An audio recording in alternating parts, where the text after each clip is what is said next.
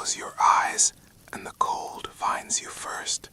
Not the cold of winter mornings or forgotten jackets, but the kind that lives in stone, in walls thick enough to muffle screams, in basements where light arrives like a rumor.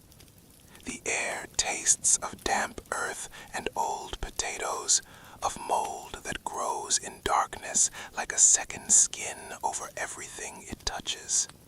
You breathe, and the breath doesn't warm you. It never does.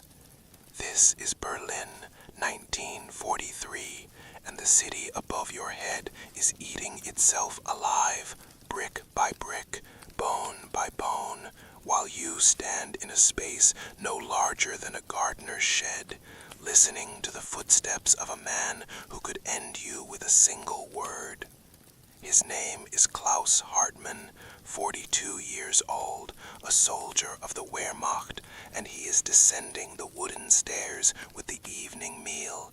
And you are Jewish, and you are alive, and these two facts should not exist in the same sentence, in the same world, in the same breath of this poisoned air. The stairs creak like winter branches bearing too much snow. You've learned to read his moods in those creaks, in the weight of his boots, in the spaces between each step. Tonight he moves slowly, carefully, and you know this means the patrols have been close, that the Gestapo has been asking questions in the neighborhood again, their voices sharp as broken glass in the early morning quiet. You are 34 years old. Your name is Sarah Goldstein.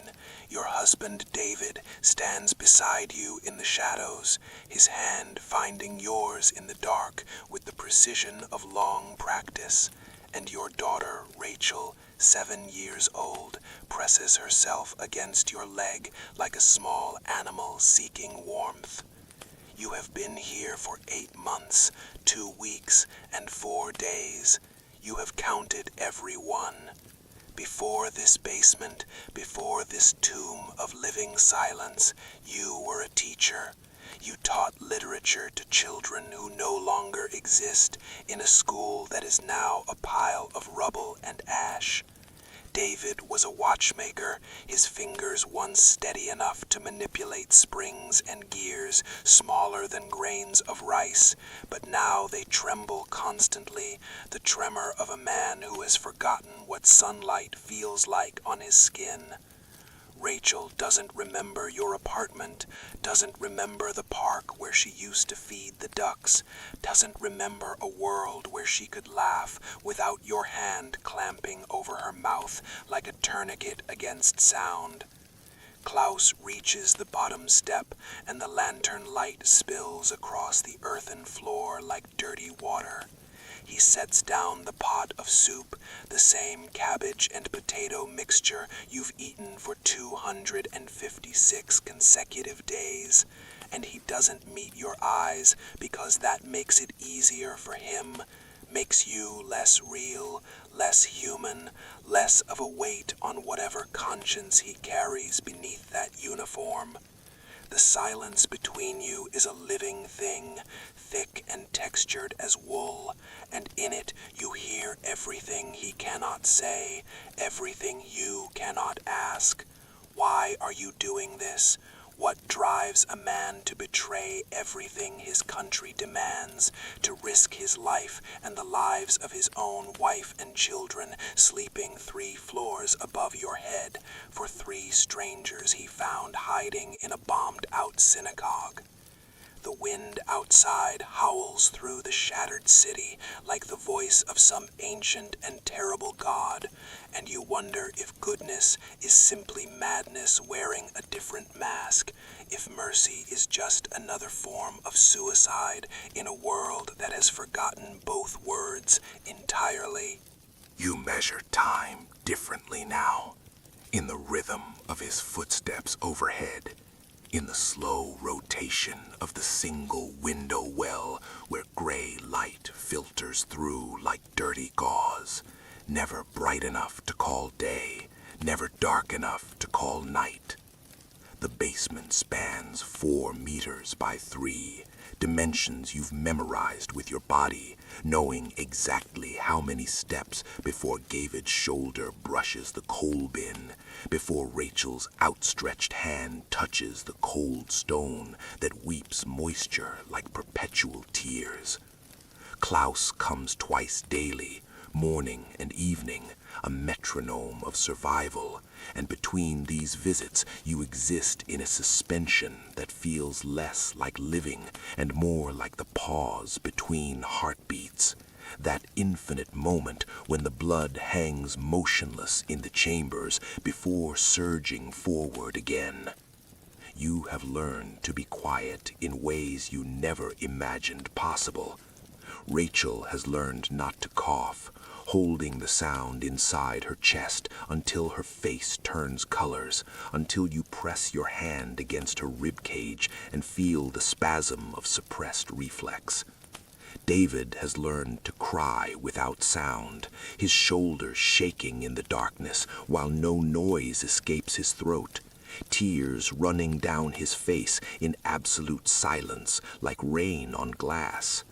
You have learned to swallow your own screams, the ones that build in your chest when the rats come, when the walls press closer in your mind, when you realize your daughter is forgetting how to be a child, forgetting everything except fear and stillness and the terrible mathematics of breathing quietly.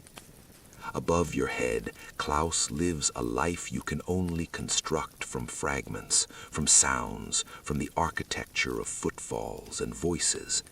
His wife's name is Greta.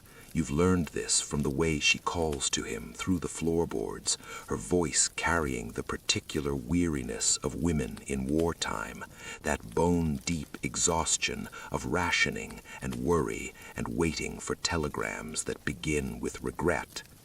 They have 2 children, boys, you think, from the heavy thunder of their running, from the way Klaus speaks to them in that particular tone fathers reserve for sons they're trying to shape into men in a world that devours men like kindling.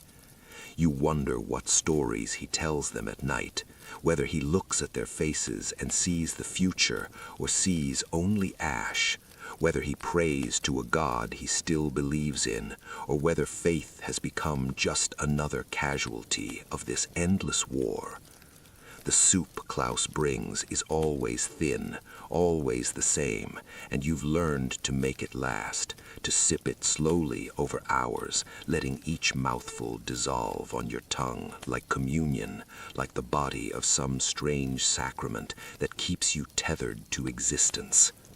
David portions it carefully, his watchmaker's precision applied to survival now, ensuring Rachel gets the few pieces of potato, the rare shred of cabbage that hasn't dissolved into gray mush.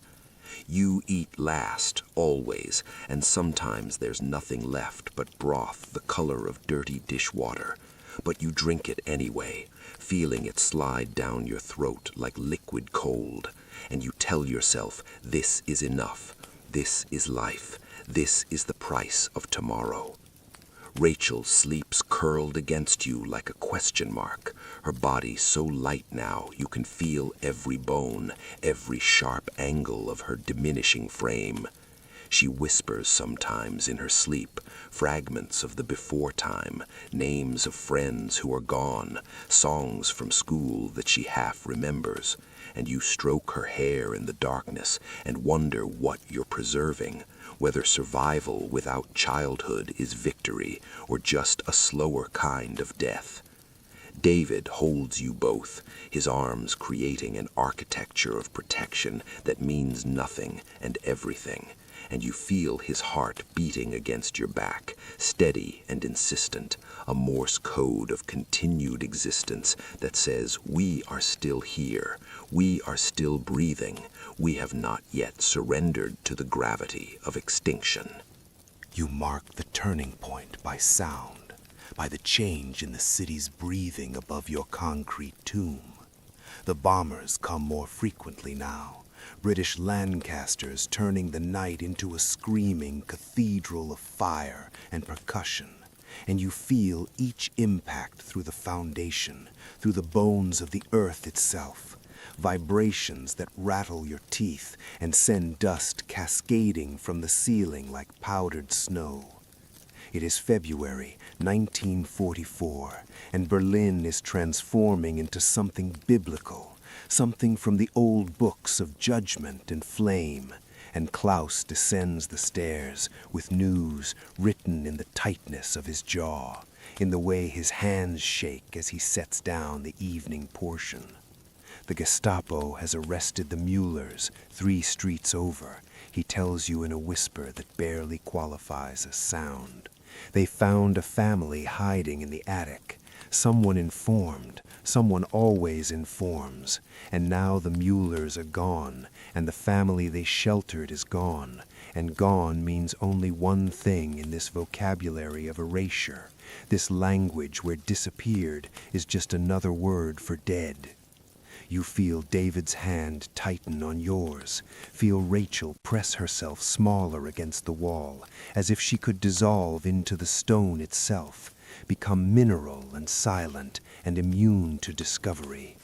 Klaus looks at you directly for the first time in months, and his eyes are the eyes of a man standing at the edge of a cliff, calculating the distance to the bottom, wondering if the fall would hurt or if it would be quick, merciful, final.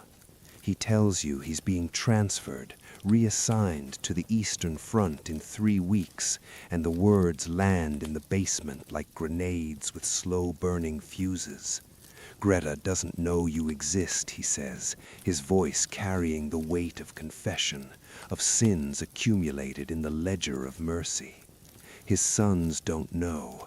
No one knows except him and the walls and the God he's not sure he believes in anymore.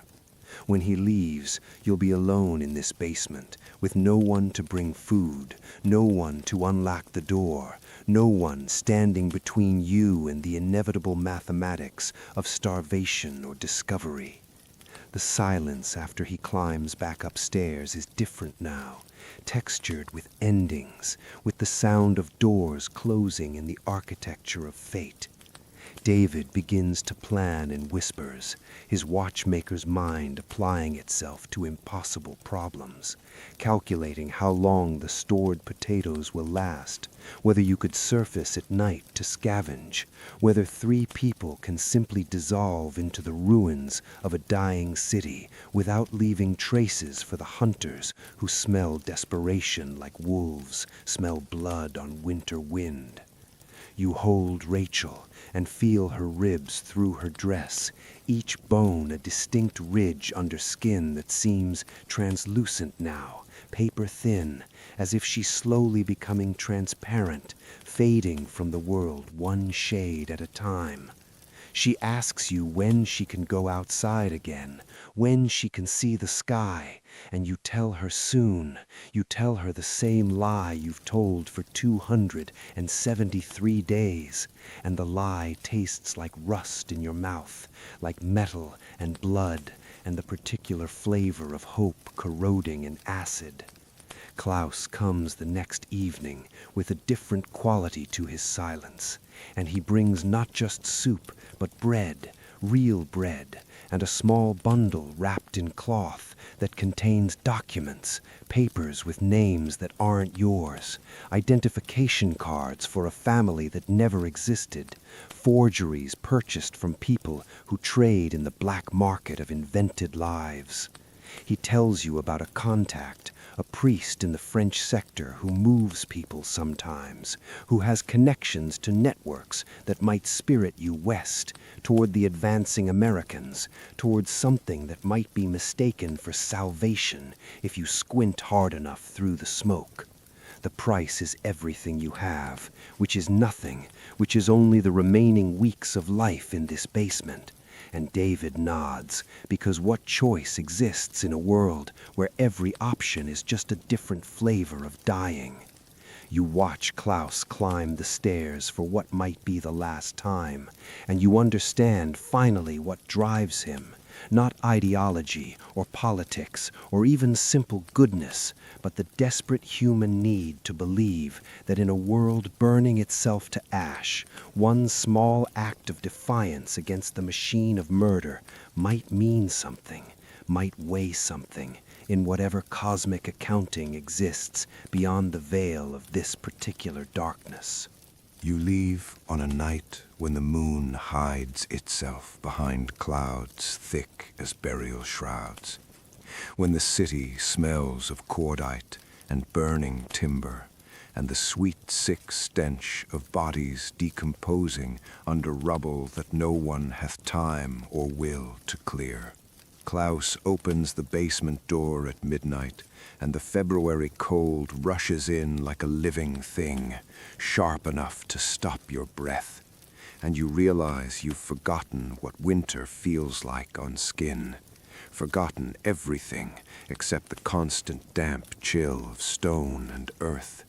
Rachel can barely walk, her legs weak from 8 months of stillness, from muscles that have atrophied in the dark, and David carries her against his chest while you follow Klaus through the skeletal remains of his neighborhood, past buildings that exist now only as suggestions of their former selves, walls standing without roofs, staircases climbing toward nothing but empty air and stars. You move through a landscape of the dead, past craters where homes once stood, past the twisted metal sculptures that used to be vehicles, past shadows that might be survivors or might be ghosts. It's impossible to tell anymore in this city, where the boundary between living and haunting has become porous as smoke. The priest's church is 3 kilometers away, 3 kilometers that take 4 hours to traverse, stopping every few minutes when footsteps approach, when the patrol beams cut through the darkness like the fingers of some mechanical god searching for transgressions to punish. You press yourself into doorways, into the shells of bombed buildings, into spaces where the darkness is thick enough to hide in, and you hold your breath until your lungs scream, until spots dance in your vision like distant stars, and you think this is how you'll die, not discovered, but simply forgotten to breathe, simply cross the line from holding your breath to never breathing again.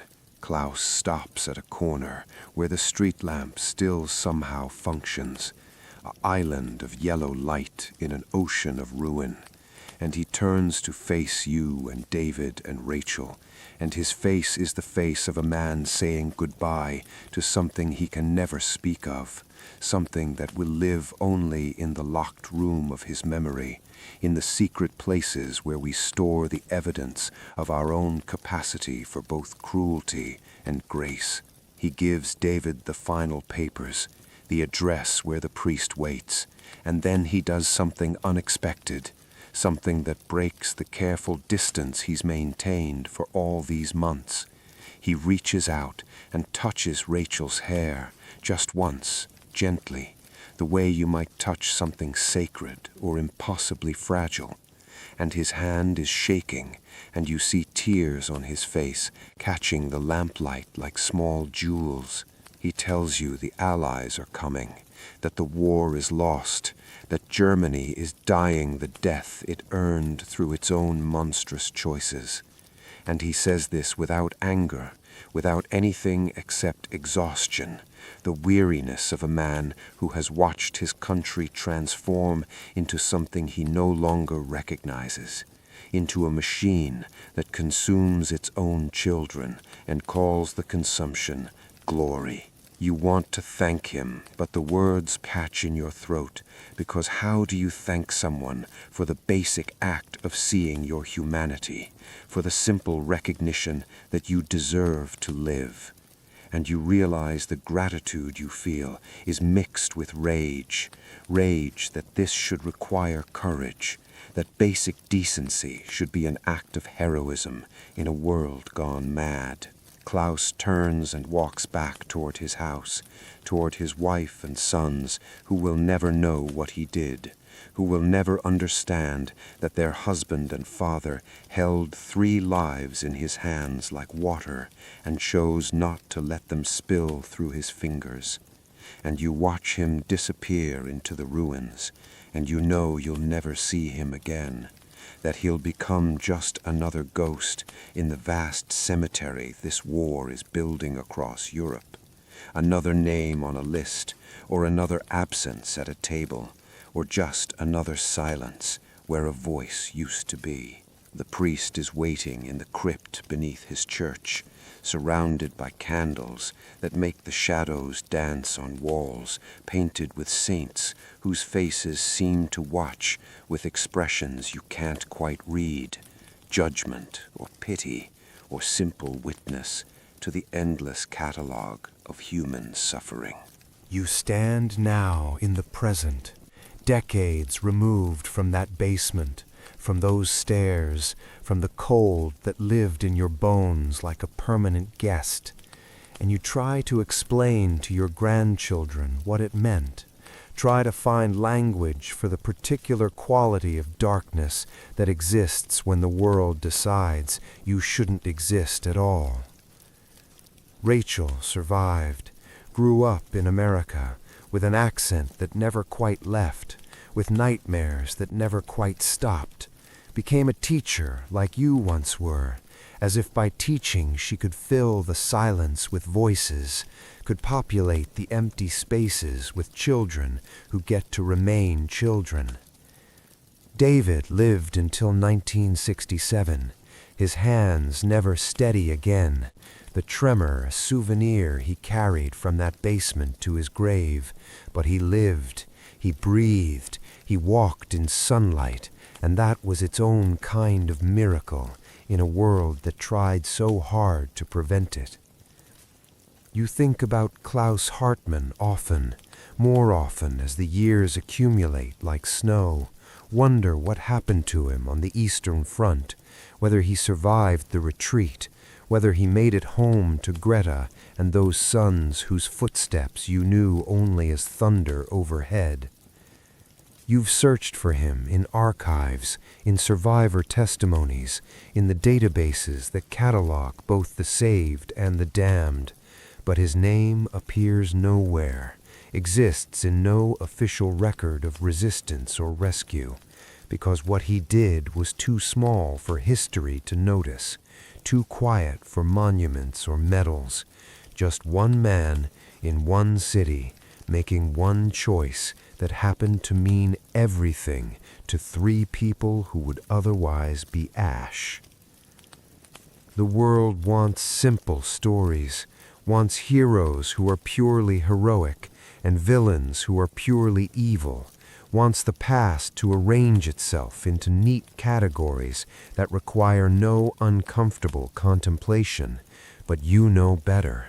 You who lived in the space between, you who were saved by a man in a uniform that represented everything that wanted you dead. You understand now that goodness is not a nationality or an ideology or a flag. It's something smaller and larger simultaneously. It's the decision made in the moment when no one is watching, when there's no reward except the ability to live with yourself, to look in the mirror and recognize something human staring back. The basement where you hid was demolished in 1955, replaced by an apartment building that houses families who have no idea what happened in the earth beneath their feet, who walk above ground that once held 3 people breathing in darkness. And you think about how history works this way, layer upon layer, the present building itself on foundations of stories that no one remembers, that exist only in the minds of the diminishing few who were there. You are 91 years old now, your body failing in the incremental ways bodies fail, systems shutting down like lights in windows going dark one by one. And you know the story dies with you, that soon there will be no one left who remembers Klaus Hartmann's face, who can testify to the exact quality of his silence, who carries in their cells the memory of his footsteps on those stairs. But you tell it anyway. You tell it to anyone who will listen, because bearing witness is the only weapon you have against forgetting, against the gravity that pulls all things toward erasure, toward the blank page where atrocity becomes statistic and people become numbers, and individual acts of mercy dissolve into the vast historical narrative that smooths all the rough edges into something manageable, something that doesn't wake you at night demanding to be remembered. The wind outside your window now is just wind, carrying no more sinister than the smell of rain and cut grass, and you close your eyes and you're back in that basement. You're 34 years old again. You're holding your daughter in the dark and listening to footsteps overhead, and you understand that we are all just moments away from the basement, from the choice between seeing each other as human or as something less, and the distance between civilization and barbarity is not measured in years or miles, but in the single decision to open a door or keep it closed, to offer bread or turn away, to risk everything for strangers or to save yourself by sacrificing them to the machinery of hate. Klaus Hartmann, if you're out there somewhere in whatever comes after, if consciousness persists beyond the failing meat of bodies, know that you were remembered, that 3 people carried your name forward like a candle through the dark, that your choice to be human when humanity was optional meant that the world contains lives that wouldn't otherwise exist, children and grandchildren radiating outward from that single point of light you created in the basement of your house in Berlin in 1943. And that is immortality of a kind, the only kind that matters, the ripples extending outward in water long after the stone has sunk beneath the surface and disappeared from view.